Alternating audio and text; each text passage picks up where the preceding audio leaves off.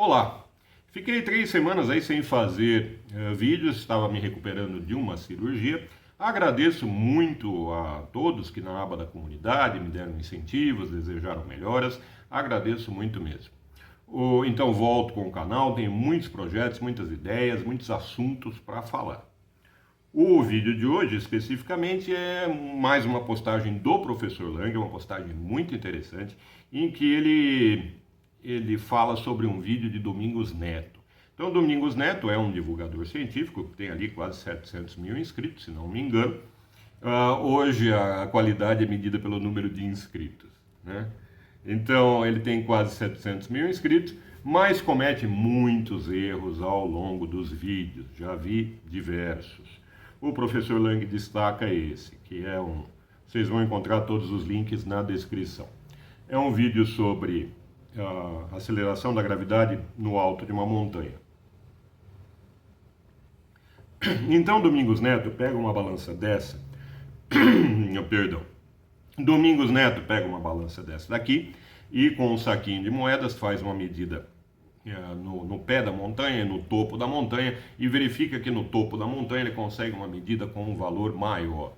Teoricamente, porque a massa da montanha estaria contribuindo mais para a força de atração gravitacional. Nada disso tem sentido.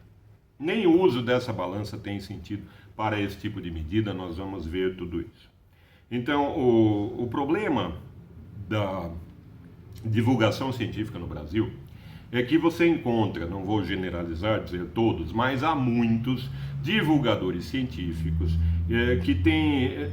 que prêmios Nobel não teriam a arrogância que eles têm, né? Chegam ao nível do negacionismo.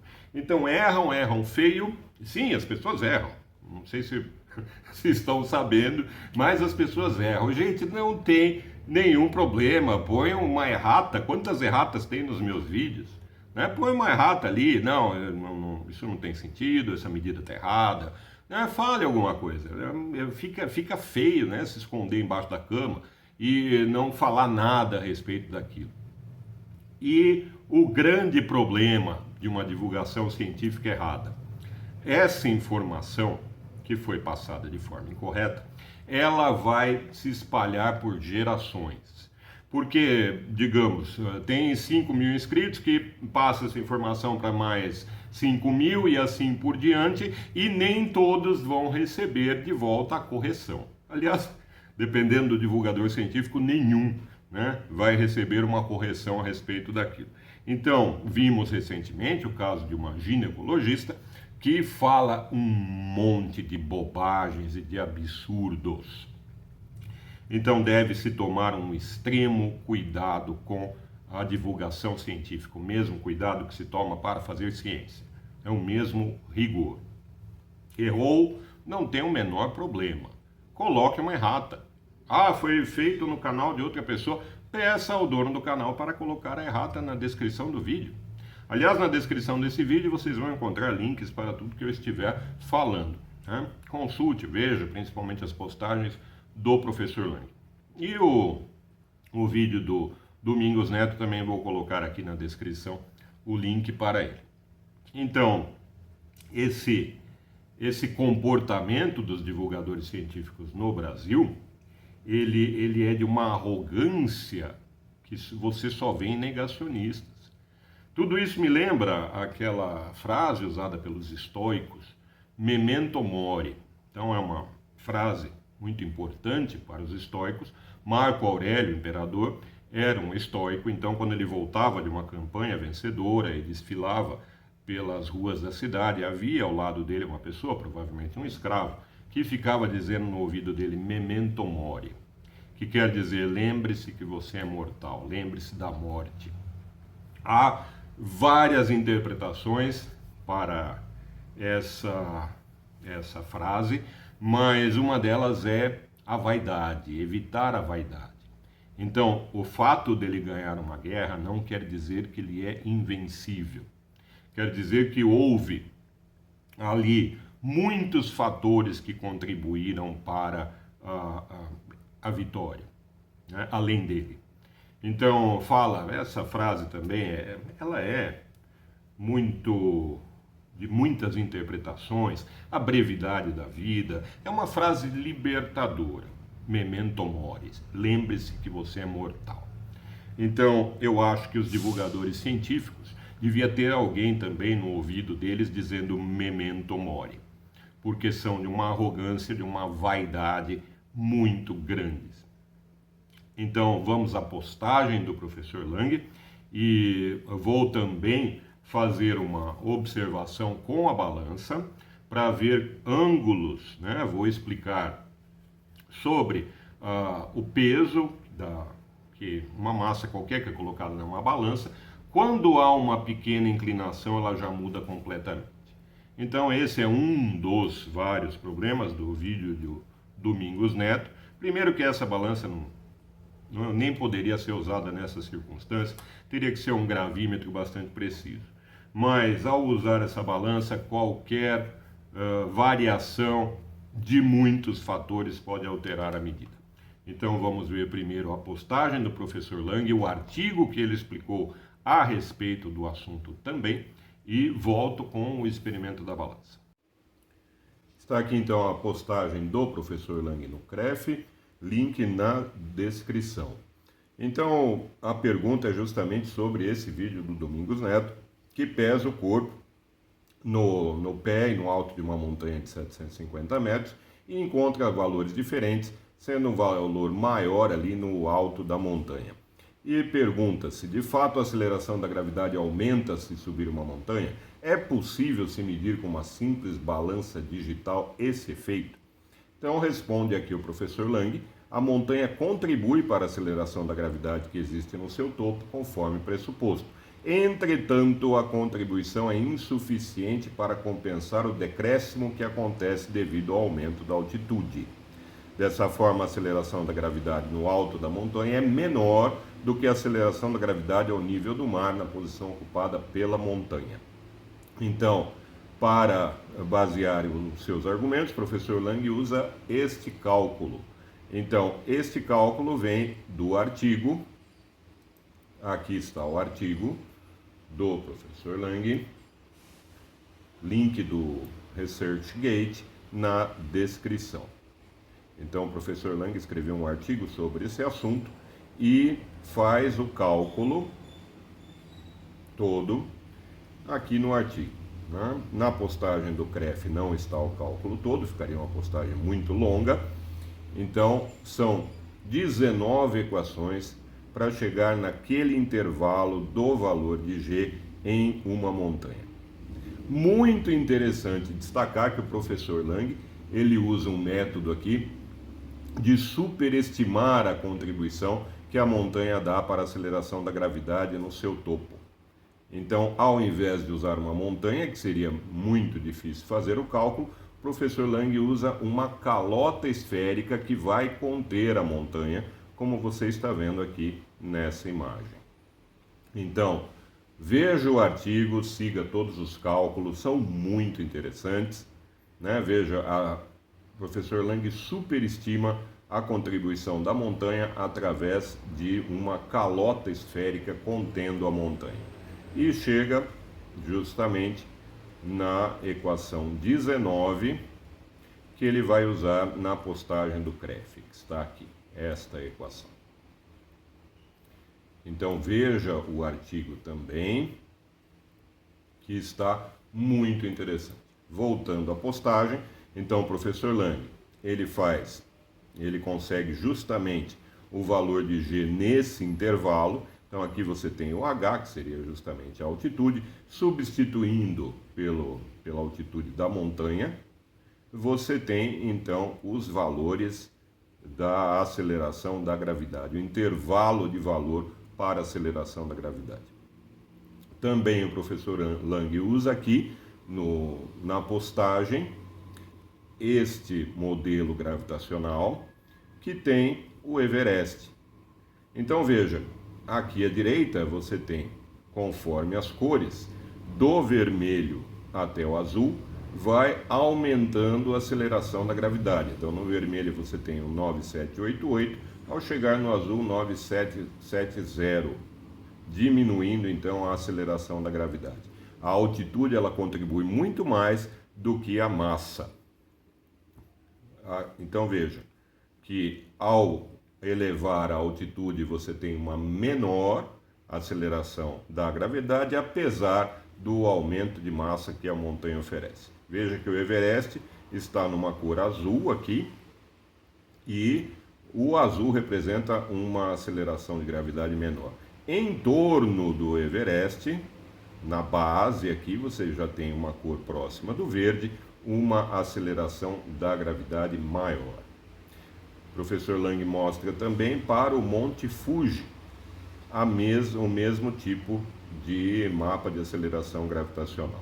Então o Monte Fuji está aqui no cursor, veja um azul escuro, ou seja, uma aceleração de gravidade menor.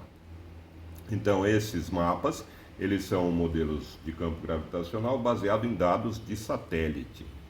Está aqui inclusive na postagem o link para essas imagens. Está aqui. Deem uma olhada, muito interessante esse assunto. Então, o professor Lang fez os cálculos e é importante notar que conforme aumenta a altitude do terreno, a aceleração da gravidade diminui, ou seja, a massa da montanha não vai compensar esse aumento de altitude para que no alto da montanha você tenha uma aceleração da gravidade maior. Isso não é possível. E mesmo qualquer alteração, e aqui encerra o professor Lang, mesmo qualquer alteração não conseguiria ser medida pela balança usada por Domingos Neto. Então, um erro grave do vídeo de Domingos Neto é uma falta de uma preparação teórica e de critérios no experimento. Vamos então à parte experimental do vídeo. Não se esqueça de colocar nos comentários o que você acha da divulgação científica no Brasil. Então estou fazendo um alerta aqui, mostrando uma série de problemas que precisam ser corrigidos. É o tipo de assunto, de tema, de campo que precisa se procurar uma excelência, né? E não deixar os erros passarem dessa forma. Então vamos à parte experimental. Veja, quando você tem uma massa qualquer no plano inclinado, vai acontecer isso aqui. O peso ele vai se decompor em duas outras, né? Duas componentes. Então o que eu quero fazer nessa parte experimental é estudar, verificar, medir cada uma dessas componentes. Então quando essa massa, esse objeto, cuidado, massa não é quantidade de matéria em um corpo. Na descrição do vídeo você vai encontrar link para o CREF do professor Lang, onde o professor Lang colabora, e lá você vai ter uma explicação detalhada sobre massa. Então massa não é quantidade de matéria, isso é uma quantidade de matéria referente ao número de partículas elementares. A massa é relacionada com a inércia de um sistema. Então, muito cuidado com isso. Você vê pela internet todo mundo falando massa é quantidade de matéria no corpo. Não, não é. Então, veja, quando você tem num plano inclinado um objeto qualquer, eu posso decompor o peso em suas duas componentes, nesta direção P1, nesta direção P2. Então, quando o objeto estiver em repouso em relação a um determinado referencial, você vai ter um equilíbrio de forças. Então veja que nesse equilíbrio de forças, a balança ela vai pesar o P2. Não mais o peso, massa vezes aceleração da gravidade, mas o P2. E nós vamos ver todos os problemas com essa balança, já vou mostrar. Mas veja que aqui você tem, neste triângulo, 90 graus e alfa. Nesse triângulo pequeno aqui em cima, você tem opostos pelo vértice aqui, 90 graus também. Então, os triângulos são semelhantes, pelo caso, ângulo. Logo, o terceiro ângulo tem que ser igual, tem que ser o mesmo, congruente. Então, aqui você tem alfa também. Agora, em relação a este triângulo, aqui você tem um retângulo, então este é P1 também. Aqui também é P1. Se eu pegar o seno de alfa, será o cateto oposto, P1 pela hipotenusa P. Então, a componente P1 é P seno de alfa, fazendo o produto em cruz. Depois você tem que o cosseno de alfa é o cateto adjacente P2 pela hipotenusa P.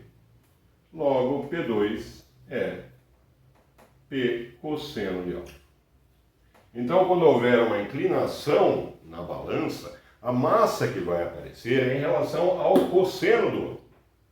Aí já há um erro, então, se a balança estiver inclinada. E, na parte experimental, então, eu fiz essa montagem para mostrar a relação do cosseno. Então, este parafuso, ele vai controlar a inclinação. Tenho aqui os ângulos que eu posso verificar, então ele está aproximadamente em 30 graus agora. Nós já vamos ver isso em detalhes. E vou aproveitar para medir também a outra componente, a P1.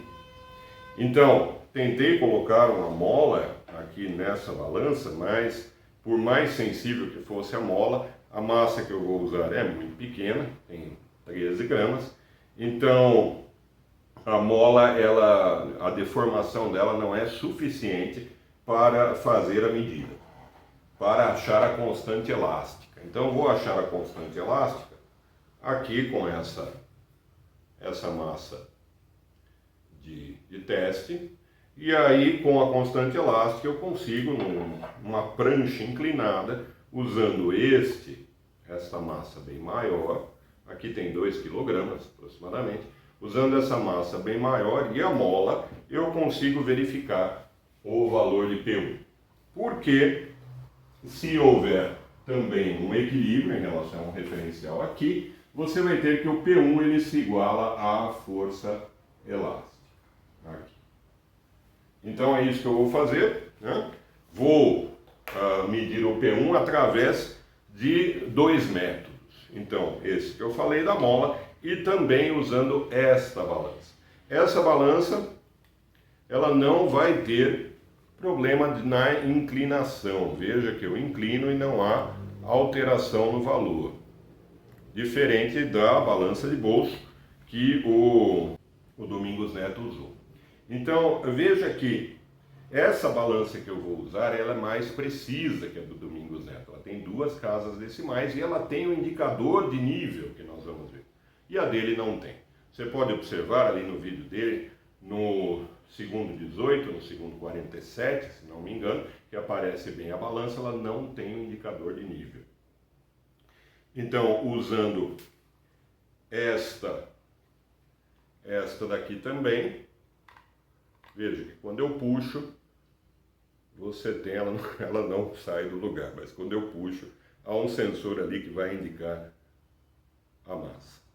Então vou usar esses 2 métodos para verificar as 2 componentes do peso. Vamos primeiro ao estudo da componente P2. Então aqui eu tenho a balança montada neste aparato aqui que eu vou conseguir controlar o ângulo. Então, conforme eu vou mexendo no parafuso, vai alterar a inclinação.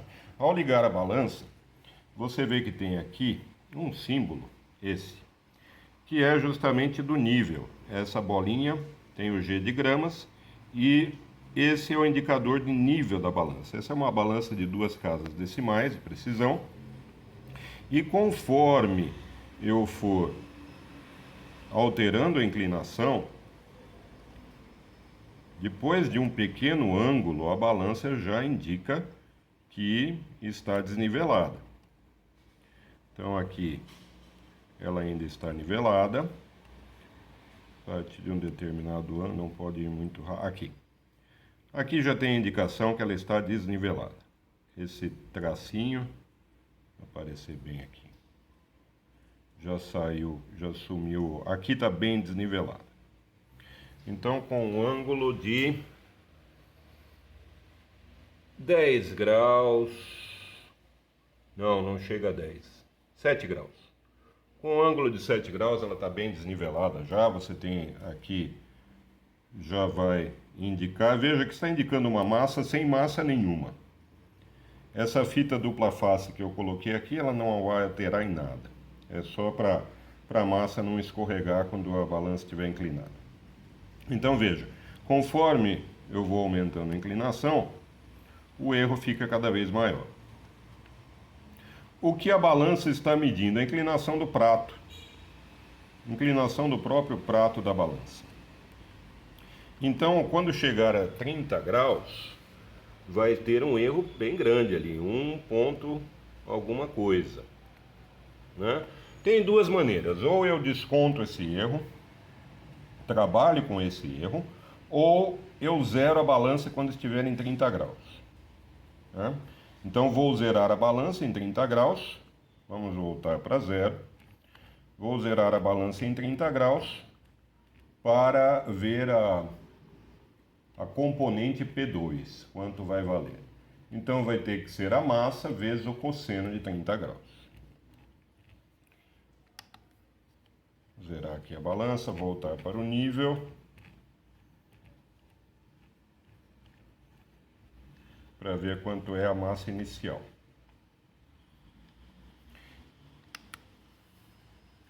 Veja que a balança está nivelada. Aqui o indicador. Vou colocar essa pequena massa aqui, presa na fita dupla face. Indicou 13,37. Variou um pouco. 13,37. Então vamos ver. Eu tenho 13,37. O que tem que ser medido vai ser vezes o cosseno de 30. Então, o cosseno de 30, raiz de 3 por 2, 0,866 aproximadamente. Então, 13,37 vezes 0,866, 11,57, 11,6 aproximadamente. Duas casas decimais, 11,6. Então, o que eu vou fazer agora é zerar a balança em 30 graus e medir a massa de novo. Nessa parte eu vou acelerar um pouco o vídeo até que aqui chegue em 30 graus.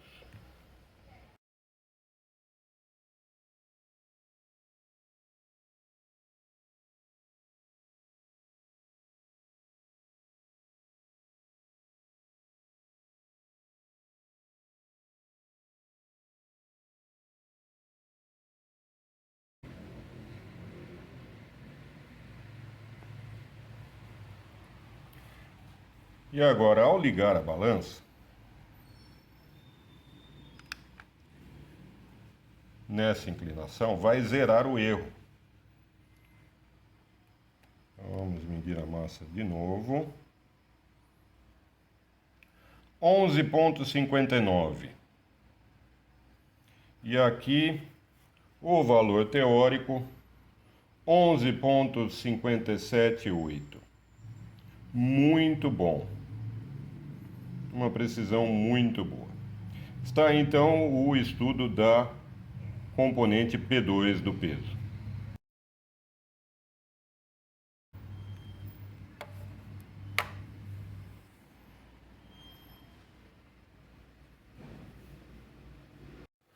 Vimos a componente P2 e agora vamos ver a componente P1 do peso, que é justamente P seno de alfa. Então, num primeiro método, eu vou usar simplesmente a balança, que vai estar inclinada. Essa balança não tem o mesmo problema de erro na inclinação. Então, vamos ver a massa inicial, quanto será. Zerada a balança. Pronto. Torcer para não cair esse negócio daqui. Já vi antes, cair não cai. Pronto, tem que ficar bem equilibrado. 2,035. Dá um zoom para vocês aqui. 2,035. E agora eu vou deitar tanto a balança quanto esse peso e inclinar uma prancha. Veja que aqui embaixo eu tenho um gabarito na lousa. Gabarito, eu digo, é uma marca que eu fiz na lousa, que representa, que são os ângulos de 30, 60 e 90 ali embaixo. Fiz com um esquadro. Então, é um esquadro de 30, 60, 90, está aqui. Então, nesse canto direito aqui, eu tenho 30 graus. Eu vou inclinar a prancha até encaixar nessa figura. Então, eu vou mostrar um pouco da variação para vocês, né, da massa medida, e depois vou colocar a prancha exatamente em 30 graus, fixar e tal, e medir de novo a massa e a balança ali. Conforme eu for inclinando, é claro que a massa indicada vai aumentando, por conta justamente dessa componente do peso. Então veja, estou inclinando 0,295 e assim por diante. Então, o que eu vou fazer agora é colocar essa prancha exatamente encaixada naqueles 30 graus e medir de novo. Qual o valor teórico que nós temos que esperar? Vamos ver o valor teórico, aí a gente compara com a medida. Então veja, eu tenho 2,035 quilogramas, que eu tenho que multiplicar agora pelo seno de 30 graus. Seno de 30 graus, cosseno de 60, 0,5, meio. Então é de se esperar algo em torno de 1 kg, 1,0175, né? Metade da massa inicial. Então vou colocar ali a prancha inclinada no ângulo de 30 graus e refazer a medida. E aqui eu tenho a prancha encaixada nos 30 graus. Vamos ver com o esquadro, tem que ter 60 aqui. Sim, 60 graus, então tem 30 com a horizontal. Vamos colocar a massa e ver o que acontece. Então está zerada a balança. Tem que dar algo em torno de 1 kg, porque é a massa inicial vezes o seno de 30 graus.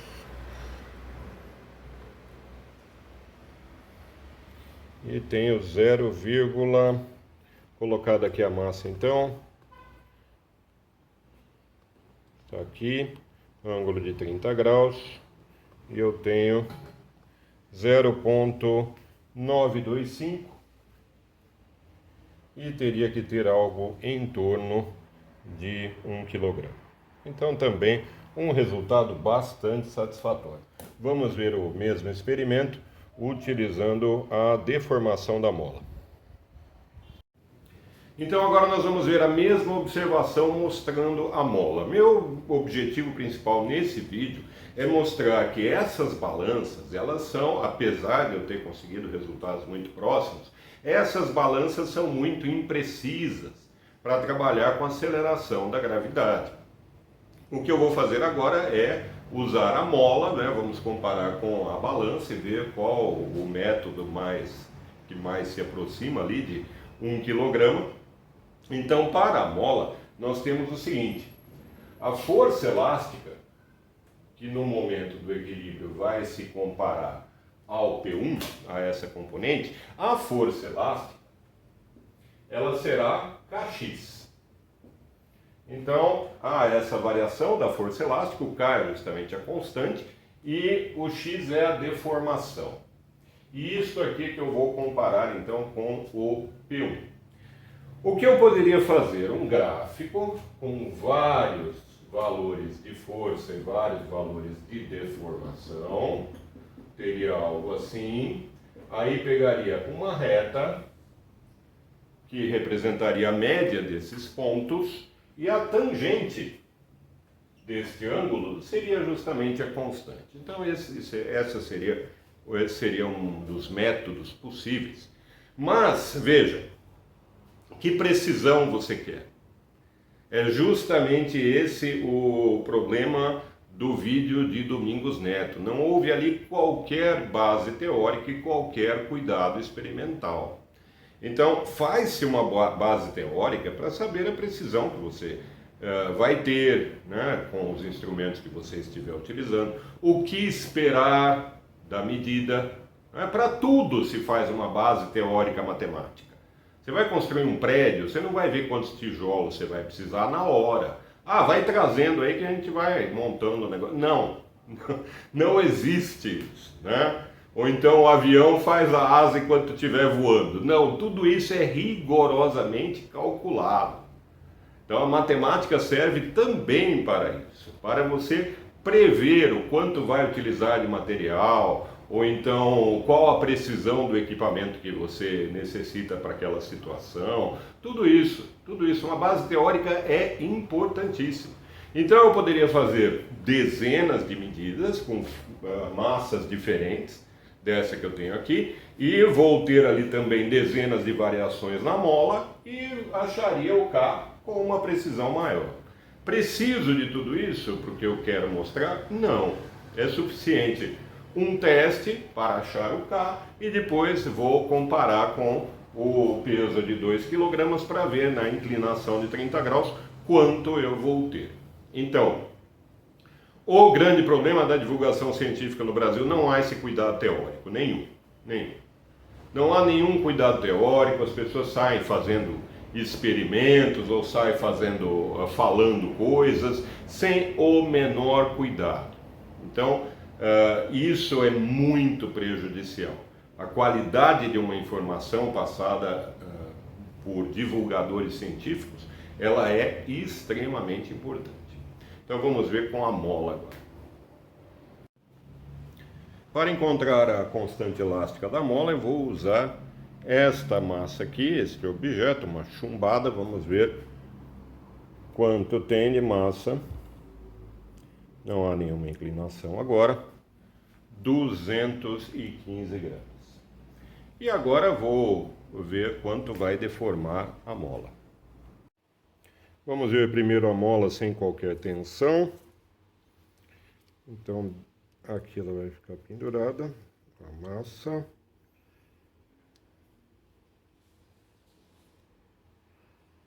Não quero esticar a mola, só ver o tamanho dela. Então, aproximadamente 36 centímetros. E agora vamos ver com a massa. Vamos ver quanto foi a deformação. Daqui até a arruela foi de 40, daqui até 41. Então de 36 para 41 são 5 centímetros de deformação. Vamos fazer o cálculo, a parte teórica, e volto com o plano inclinado. Tenho então uma massa de 215 gramas ou 0,215 quilogramas, e esta daqui é a aceleração da gravidade aqui na minha cidade, conforme a latitude e conforme a altitude. Então, o G de 9,786, multiplicando os dois, eu tenho o peso, que será igual à força elástica para esse caso, e eu vou ter então que esse produto é igual a K vezes 0,05, 5 centímetros em metros. E assim eu consigo uma constante elástica de aproximadamente 42,08 newtons por metro. Vamos agora ver isso no plano inclinado com a mola. Aqui eu tenho o mesmo sistema na inclinação de 30 graus, agora com a mola. Então vamos ver o quanto a mola tem de medida, do primeiro elo aqui até ali, 57, pouquinho mais, 58, ali onde começa o peso, 58 centímetros. Vamos para o cálculo agora. Tive então uma deformação de 22 centímetros na mola para esse peso num plano inclinado de 30 graus. Então, o que acontece é o seguinte: eu tenho que o P1, essa direção não há movimento, então as forças se cancelam, né? Os valores, o módulo dos vetores tem que ser iguais. Então eu tenho que o P1 é mg seno de 30, como já vimos, a força elástica é kx, os dois módulos têm que ser iguais, então está aqui. O G eu passei dividindo, então o M seno de 30 é justamente o que foi medido na balança do plano inclinado, o experimento anterior, e o M seno de 30 então será Kx por G, que está aqui, a conta. O coeficiente elástico encontrado antes, a deformação da mola e o G da minha cidade. Fazendo a conta, 0,946,946 gramas, muito próximo ali de 1 kg. Deve-se considerar que nesses experimentos a força de atrito eu não coloquei no cálculo, né? Então, se eu colocasse a força de atrito, ficaria ainda mais preciso. Veja que a força de atrito ela é ao contrário ao movimento, ela se somaria aqui à força elástica. Ou seja, eu teria mais um fator somando aqui, então teria ainda mais próximo de 1 kg. Não considerei a força de atrito, porque teria que calcular, encontrar o coeficiente de atrito, que seria um pouco mais demorado, o vídeo já está bastante longo. Então, mas mostrei então que você pode decompor a força-peso, medir, calcular com a precisão que for necessária. São experimentos muito interessantes para serem explicados pelas pessoas que não acreditam na força da gravidade. Então, como algo que não existe, pode ser decomposto e medido. Vimos então que a força-peso, ela pode ser decomposta e medida. Veja que não houve nenhuma variação da densidade dos objetos pesados, o chumbo, por exemplo. Não houve o decaimento radioativo do chumbo, nem nada assim. Então, esse vídeo foi interessante também para mostrar a essas pessoas que sim, a força de atração gravitacional existe, pode ser decomposta e medida. Ao longo do vídeo, falo muitas vezes como sinônimos entre peso e força de atração gravitacional. Então tome cuidado, o peso ele é na verdade a resultante entre a força de atração gravitacional e a força inercial centrífuga. Por isso então, o peso ele será menor no equador do que quando medido nos polos, porque no equador a força centrífuga ela é maior, justamente por conta da rotação da Terra. Então, o erro de Domingos Neto foi usar esse tipo de balança de bolso para essa medida. Isso deve ser feito com gravímetros. Os gravímetros hoje eles são extremamente... há uma tecnologia muito grande, tem um vídeo aqui no canal sobre gravímetros, e eles são usados para prospecção de petróleo, minérios. Então, esse tipo de medida ela não tem sentido no vídeo dele. O que pode ter acontecido ali é justamente no pé da montanha, ele mediu com um desnível da balança e deu um valor menor do que no alto da montanha. Porque qualquer interferência da massa da montanha seria muito pequena para que fosse medida ali por esse tipo de instrumento. Então, acredito que as medidas que fiz foram satisfatórias para o que eu queria, que era justamente a decomposição da força-peso. E, é claro, com um equipamento muito mais preciso, eu conseguiria resultados muito mais próximos dos teóricos. Então, sobre a divulgação científica no Brasil, deve ficar claro que não, os divulgadores científicos não são como os vendedores de óleo de cobra, né? Vendedores de óleo de cobra são aqueles que dão conselhos sobre saúde, né? Porque uma pessoa larga um tratamento tradicional para usar uma beberragem qualquer indicada por esses curandeiros de aldeia. Então tome muito cuidado com eles. Esses vendedores de óleo de cobra são estelionatários que deveriam estar cumprindo pena. Né? Os divulgadores científicos não, eles não acreditam que eles tenham nenhuma intenção de passar uma informação errada.